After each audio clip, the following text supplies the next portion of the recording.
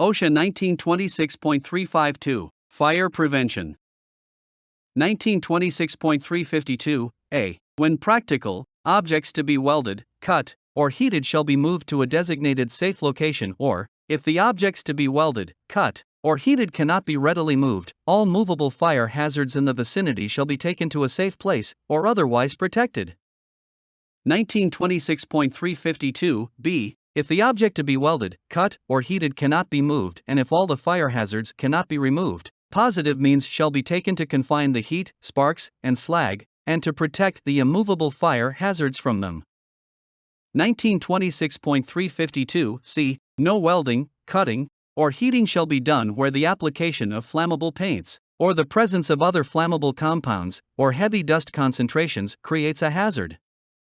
1926.352, D. Suitable fire extinguishing equipment shall be immediately available in the work area and shall be maintained in a state of readiness for instant use.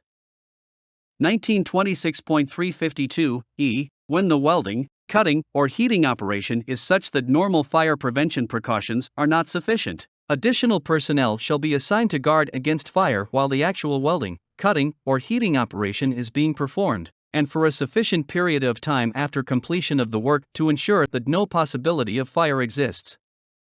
Such personnel shall be instructed as to the specific anticipated fire hazards and how the firefighting equipment provided is to be used. 1926.352, F. When welding, cutting, or heating is performed on walls, floors, and ceilings, since direct penetration of sparks or heat transfer may introduce a fire hazard to an adjacent area, the same precautions shall be taken on the opposite side as are taken on the side on which the welding is being performed.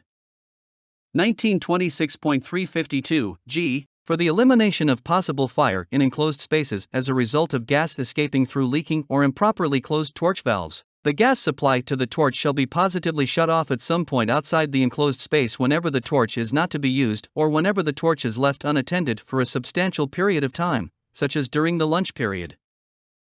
Overnight and at the change of shifts, the torch and hose shall be removed from the confined space. Open-end fuel gas and oxygen hoses shall be immediately removed from enclosed spaces when they are disconnected from the torch or other gas-consuming device. 1926.352, H. Except when the contents are being removed or transferred, drums, pails, and other containers which contain or have contained flammable liquids shall be kept closed. Empty containers shall be removed to a safe area apart from hot work operations or open flames.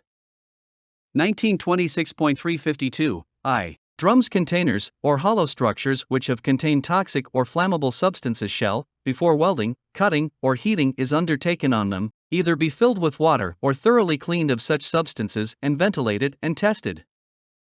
For welding, cutting, and heating on steel pipelines containing natural gas, the pertinent portions of regulations issued by the Department of Transportation, Office of Pipeline Safety, 49 CFR Part 192, Minimum Federal Safety Standards for Gas Pipelines, shall apply. 1926.352, J. Before heat is applied to a drum, container, or hollow structure, a vent or opening shall be provided for the release of any built-up pressure during the application of heat.